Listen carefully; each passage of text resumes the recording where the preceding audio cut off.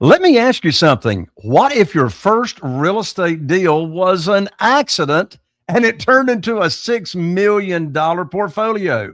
What if you didn't need big banks, didn't need perfect timing, and didn't even need a ton of your own money to get started?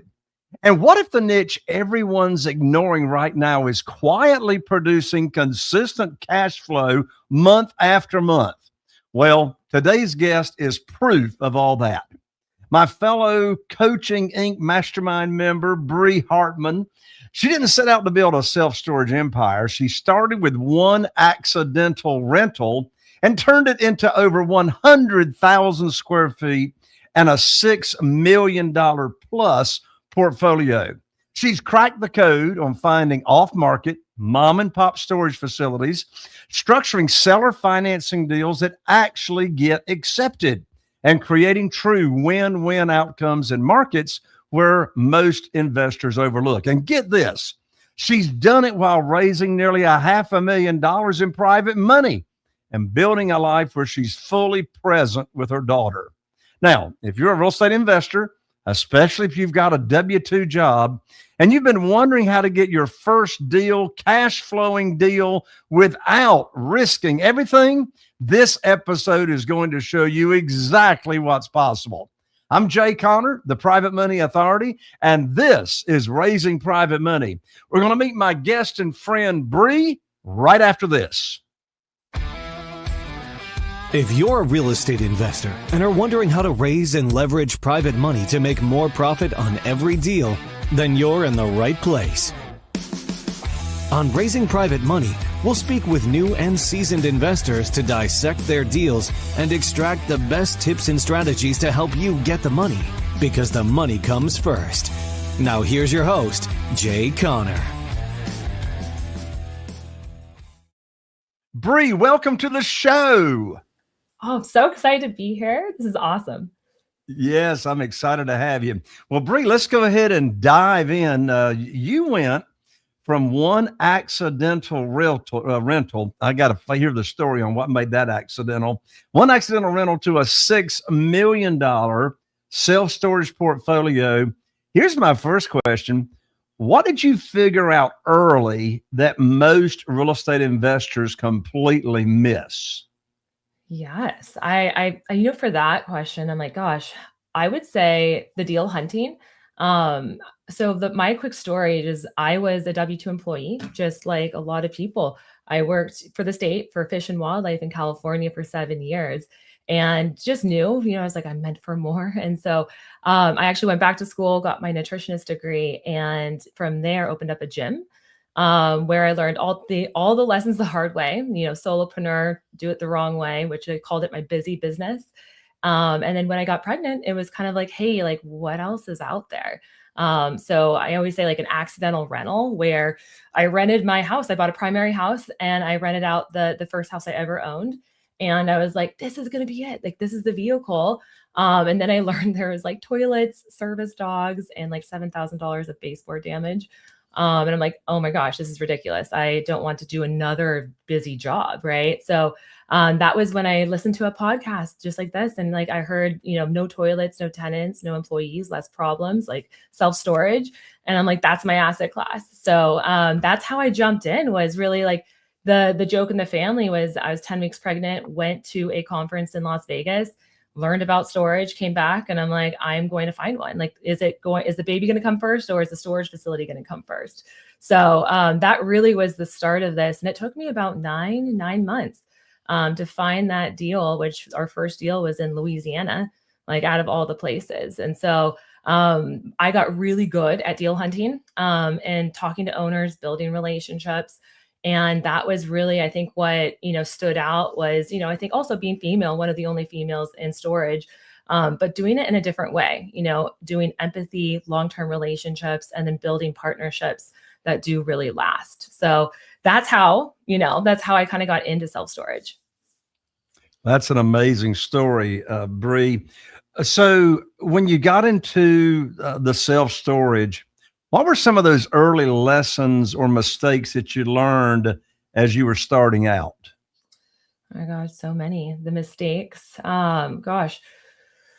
I guess the mistakes is when you're underwriting a deal, it's like how do you underwrite a deal like correctly, and how do you take down a deal that is a million or $3 million. Like our first property was $3 million, so just had like one more zero from residential. Like my first house was like 305,000, and so learning how to partner, right? Like I didn't come from money, so I actually met two other partners at a conference, and we really like complemented each other, like different skill sets. And we're like, hey, let's go get an SBA loan. So we got a small business association loan where you only have to put 10% down. And then we divided that between three people in that partnership for that deal. And so that was, I would say, one of the biggest lessons is that I think your mind does tricks on you, where it's like, can I, this person who's pregnant and who owned a gym, can I buy a storage facility? And I think that is one of the biggest limiting beliefs, is that two things actually, is that it takes a lot of money. You have to own a lot of money to buy a storage facility. And number two, it's also about like, can I buy one and can I operate it right from, across the country remotely? So those are the two biggest things I think I had to jump over from a hurdle standpoint, to actually make it happen and say yes to that deal. Now, you mentioned in your origin story that you had two other partners. And Mhm. so there were three of you on that first deal. You all divided the down payment, Yeah. that 10%. What advice would you give from your experience about what to do and what not to do when it comes to having a partner in your deal? Yes. Yeah. So this was, I think just as a partnership, we took about a good like 2 months to really walk through with an attorney, like the operating agreement. And so I think we did it in a great way because we are still partners to this day. We buy more facilities with each other. And I always say that, I have my partners back and they have mine, and we all know what happens, right? So we talked about, death, divorce, if someone goes bankrupt. And we talked about, hey, in 5 years, if someone does not do their duties, what happens? And I think these are the hard conversations that a lot of people don't think about or don't have before you come into a real, commercial partnership that it's going to last 5 to 10 years. And same thing with a real relationship, like you're married, right, to that partnership, and your business is only going to do as well as you do as a team. So it's actually, I think a lot of people, it's very interesting. Some people are like, I do not like to partner, and other people are like, I do like to partner. And I would say I'm kind of in the middle of that spectrum. I always say explore a good partnership that makes sense. And normally in self storage or commercial real estate, you're looking at, who brings the deal. Number two is like, who's going to bring the money? And then number three is who's going to operate it. And then number four, who's going to take the risk. So if you look at a full commercial real estate deal, self-storage or anything else, you have to look at all four of those departments and then see how can you divide and conquer and make that deal happen, together, and do it well, right? So I think that's kind of I think people don't think about that from a long-term perspective. Well, that's some great advice right there. What year did you do this very first self storage deal? This year, gosh, 2021. Um, Okay. and so, I'm definitely newer. I would say like on the block, and but I always like to say, my mom's like, you are not an average learner. And so I don't take no, for an answer. And I think learning, it's really like, how do you do purposeful learning, and then how do you ask good questions and then go out and apply it? Because all these people can learn, like years.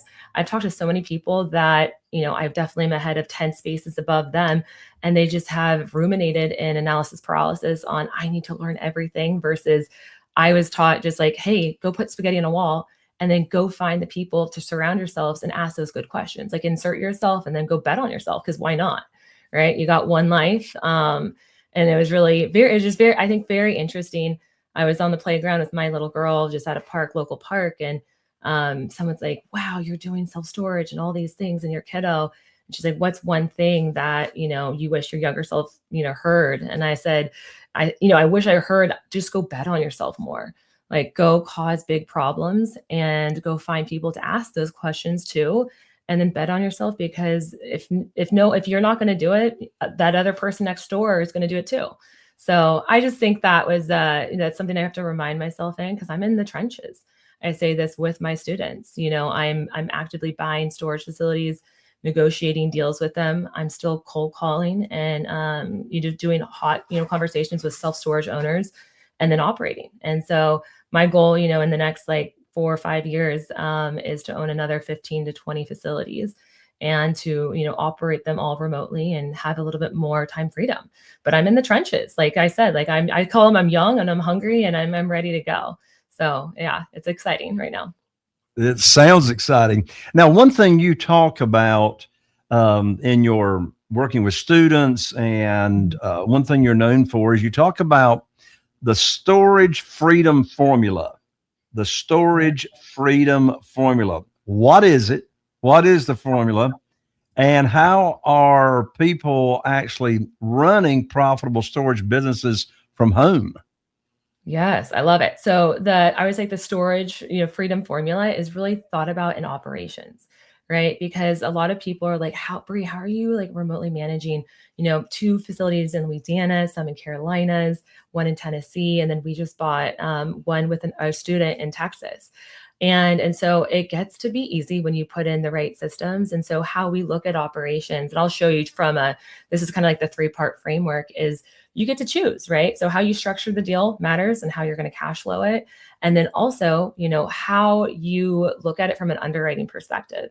So you can either, the 3 parts to this framework is, number 1, you can do it all yourself, which we have a firefighter that bought 2 facilities, and he does it all from, his phone. And I asked him, I was like, hey, how much time does this take you? And he's like, Bree, 3 to 5 hours a week, like tops.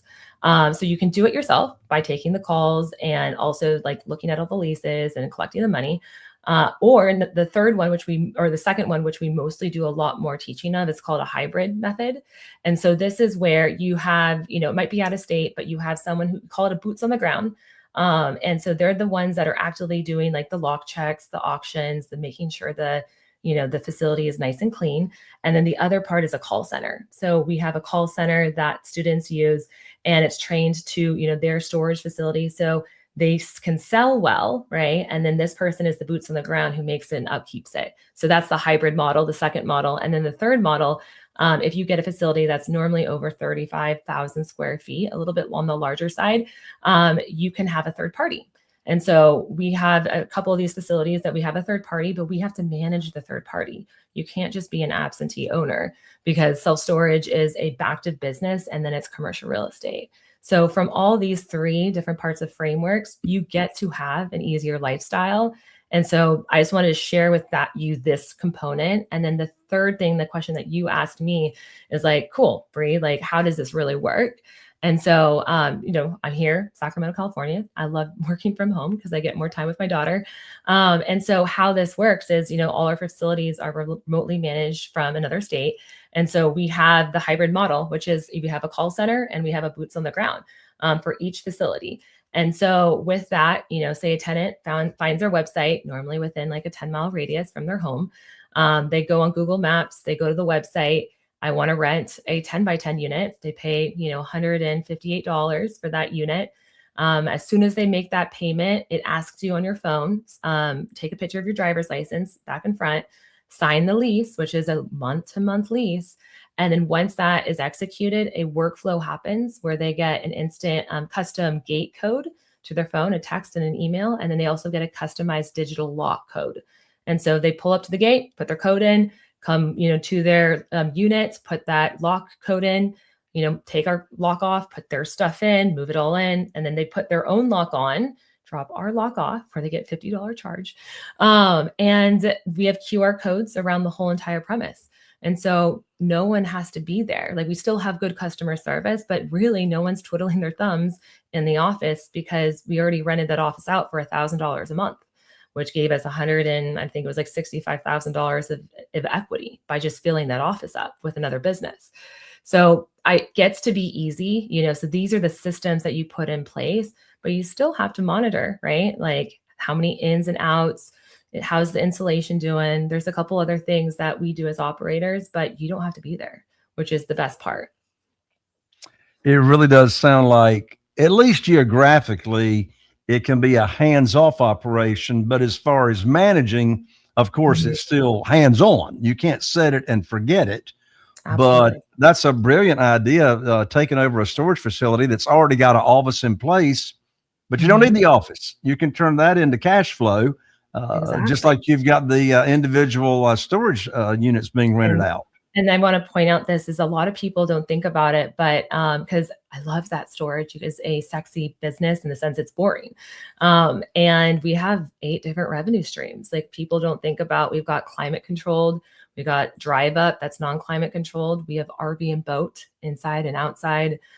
We put there on our first facility, 68, RV and boat, just drive up units right away within the first 8 weeks. We have a cell tower that gives us money monthly. And then we also, what else? We do tenant protection plans, which is tenant insurance. And so everyone needs to either show us their, tenant home or renter tenant insurance, or they have to purchase ours automatically for $12, right? And so that's an upsell. Think about that over 200 or 400 units, right? Like, that's a very large piece of that pie. And there's a lot of other things that you can upsell, like each month, dynamic pricing, things as demand. Like, we just hit 95%. I was so funny. I'm like mad about this. And I'm like, our prices are too cheap. We need to be raising our prices. We should only be at like 80, 88% occupied with our climate control, because we have to have product, right? We have to have product, and our market is showing that ours is too cheap because ours are filling up too fast. So, there's a lot of different pieces that you can manage, but the goal with this is to constantly, add your revenue every single month, every single year, so that your NOI goes up, which means your purchase price goes up. So right now, this facility is worth $4.7 million. And this was about where are we at now? Oh my gosh, like 4 years, 5 years ago. And so we increased our prices by 67% from when we purchased it. And that's just that one facility. But I just wanted to share with you, how a facility can really change your life when you're creative, when you can see revenue in a different position, right? Instead of just a boring business that people need, every single month to make sure that they're living and moving and doing all the right things process. So Right. I don't know if that was helpful. I went Of deep, course. but Yeah. it's to me, it is exciting. Like, I'm like, how do you make lemonade out of lemons, which is a literally, you guys, storage is we rent space. It's a cinder block building, roll up doors, and no toilets and no lights, like we rent space, which is really kind of neat to kind of even think about on a subscription based business. I love it. A lot of real estate investors chase deals in the multiple listing service, or even if they're on commercial, they'll, do business with brokers, but you do things different. What are, say, your top 3 ways that you're finding off market storage deals that really other people are missing out on, or they're just not seeing those opportunities that you Yeah. and your students are? Yeah, so there's so many different creative ways, but I'm a big component of creating your own list. So off-market deals, and so we teach this in the self storage school. But it's like, how do you create your own off-market list from Google My Business? And we have people look at these markets, and we're like, hey, we're going to go on Google My Business, and we're going to look at all the storage facilities, and we're going to scrape them, right? Find the facility number, and then we're going to actually take it one step further, open up the Secretary of State or White Pages or a couple other resources, and find that storage owner's cell phone number, and then their phone number, their email address, and then maybe a social media account. And so we're by able to create this, we challenge our students to call, it's 25 people every single week, right? For 4 weeks. So that's 100 calls. And so that's how we're getting right now, or even like owners to raise their hand. And it's a very simple conversation. Like, I think people, like, I cold call for 2 hours just so my students can watch me, because this is the number one thing that people don't want to do. I'm like, I challenge you to call 100 storage owners, and if you did this and had someone to raise their hand, you get $1 million, right? Most people, when they hear this, would be like, oh, I'll do it. And then they don't.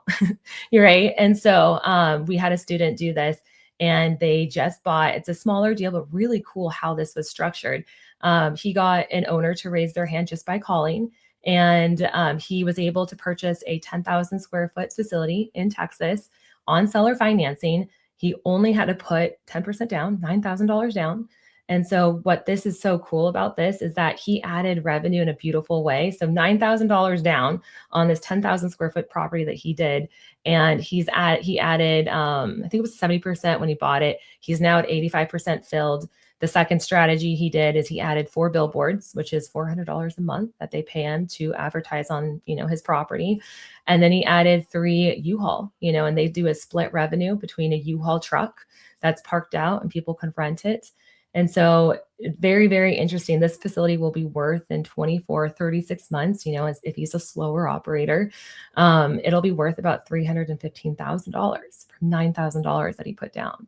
And so at that point in time, in 3 years, you can do 2 things, right? You can refinance, take 150 out and go do it again and don't kill the pig, right? Keep that storage facility. Or number 2, you can sell it, $315,000 at an 8.5 cap. And you can go 1031 to go buy something bigger. And that's how you snowball and create net worth, is by thinking about these different processes and improving and adding that value to create your lemonade. And then you don't pay Uncle Sam, you're going to go 1031 to go get something bigger, hopefully at $1 million, so that you can then add more value and more cash flow, to that property. So just wanted to give you an example of, and it really showed me and excited me. I was like, hey, he's like, Bree, you taught me this. I'm like, yeah, I did, hands down. So, right now we're excited to see, we've been seeing more acquisitions we've seen in the past 4 months than we've seen in 18 months. So I think people are on the sidelines right now, which is interesting because they're not quite sure what to do. And these baby boomers, just say it how it is, are nervous. And they're like, hey, I want to retire. I've been waiting for 5 years. And why not do it now? And I can get seller financing, right? I can get monthly mailbox money sent to my, my home without having to be a storage operator. So that's the problem that my students fix, is being that person that says, hey, I'll pay you money and I'll operate your facility 10x better in the community. Wow, that is fantastic. Now, I don't know about elsewhere, but I can tell you right here in Eastern North Carolina in the last couple of years, I've never seen so many self-storage buildings being built.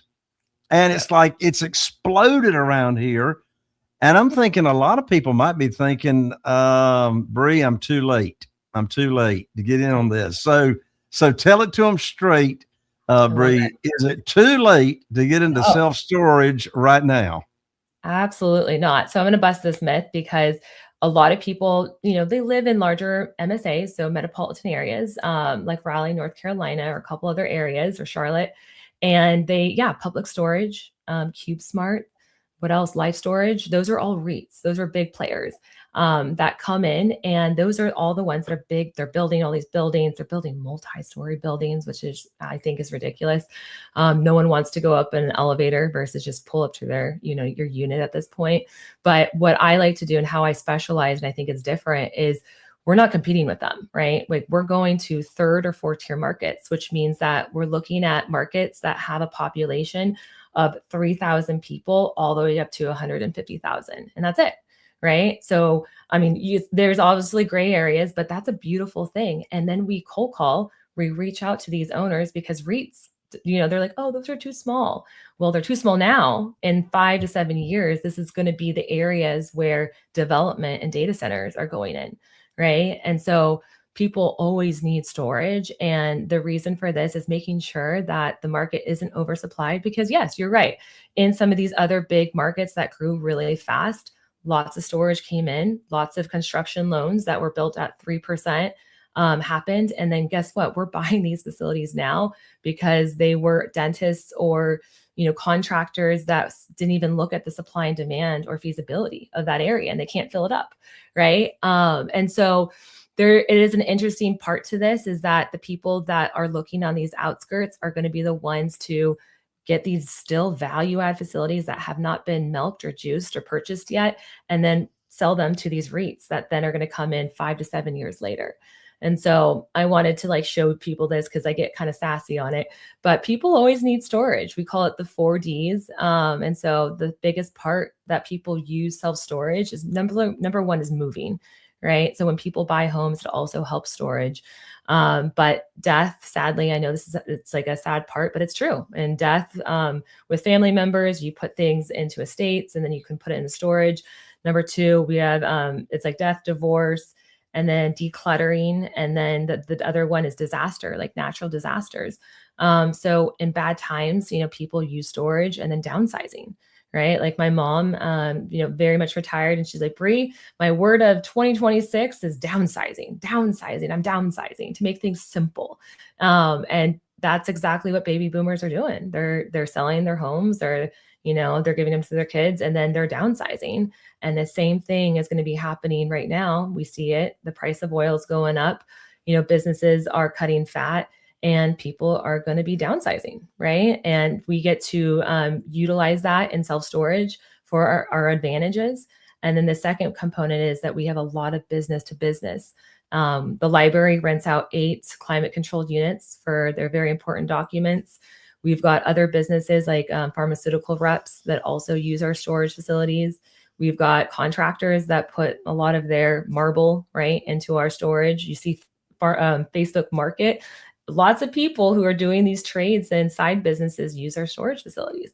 So I just wanted to give you guys a perspective of, there is myths of that. And I say, continue to listen to those people. Well, I want to be the wolf that goes the other way and makes a lot of money, right? In a good way, so that you can double down and look at these advantages.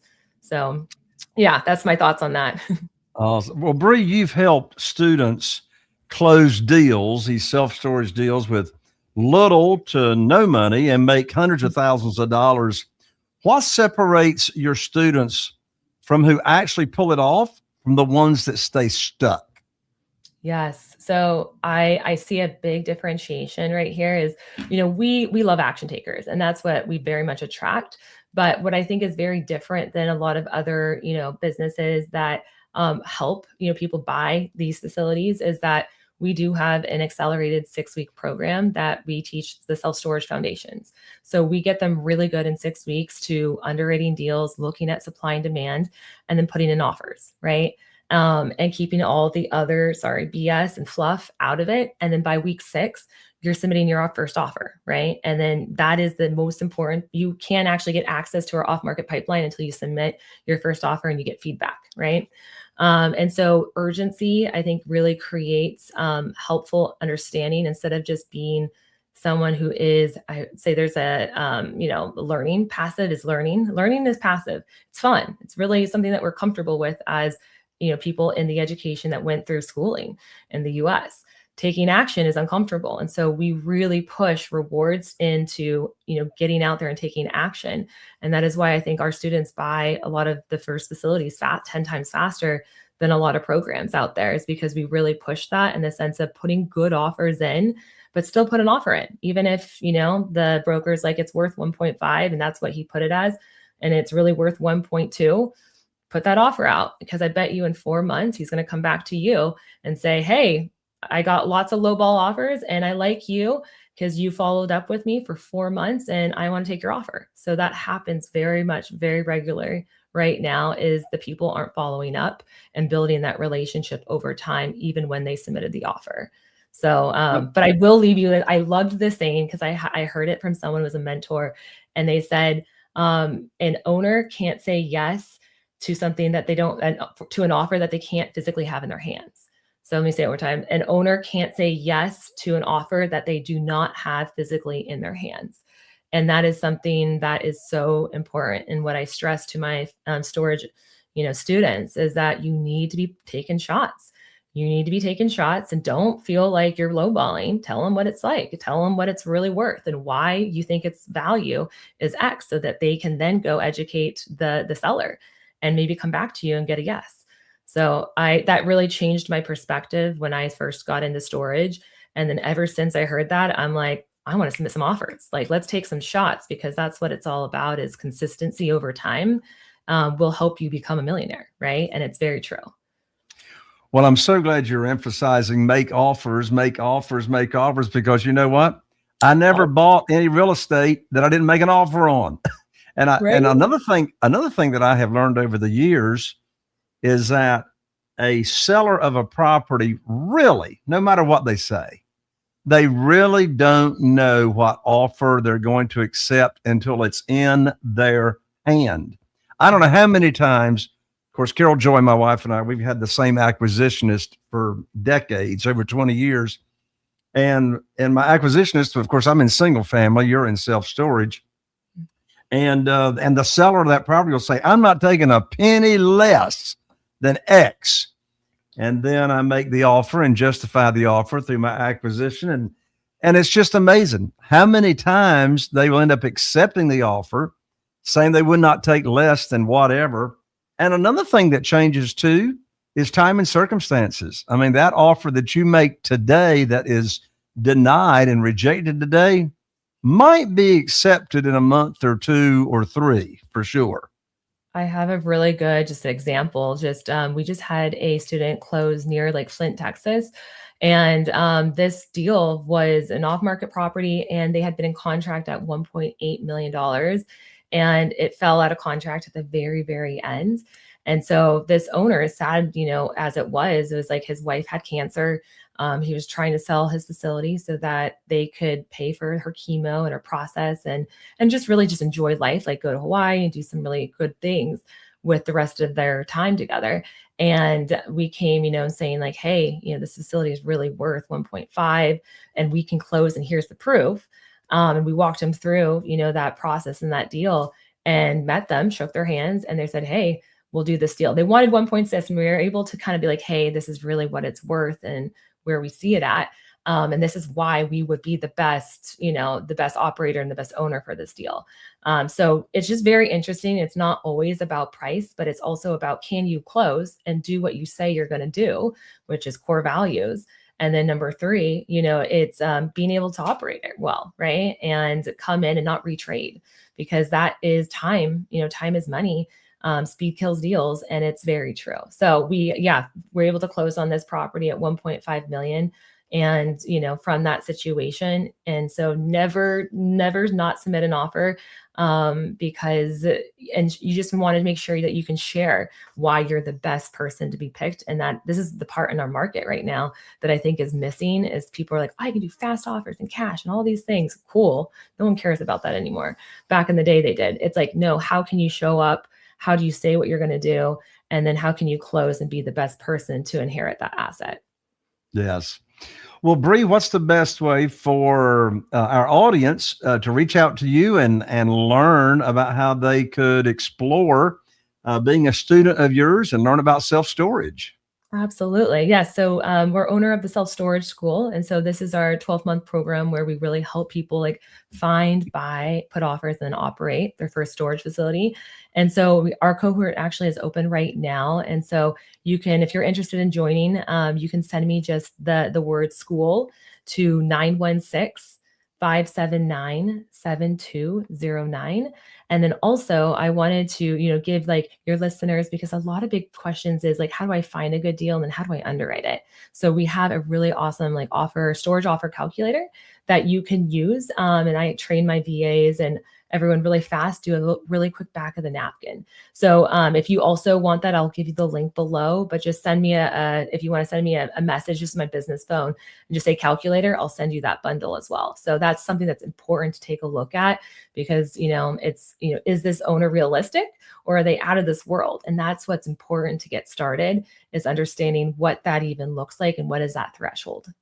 And let's give out that phone number one more time, Bree. Yep. So it's 916 579 7209. And again, what's that? What do they need to do? What do they text? Just send me the word either school if you're interested in learning a little bit more, or just send me the word calc or calculator, and just tell me where you found us just on the podcast. And then I'll send that out to you. And it's actually a really awesome bundle. And I wanted to share that with just your guys, so that you can look at deals and understand them and just get started, because that's the whole point. That is great. Bree, thank you so much for offering those tools to use. And of course, that phone number, it'll be down in the show notes as well, along with the instructions. Bree, thank you so much for joining me here on Raising Private Money. This is awesome. Thank you so much. You got it.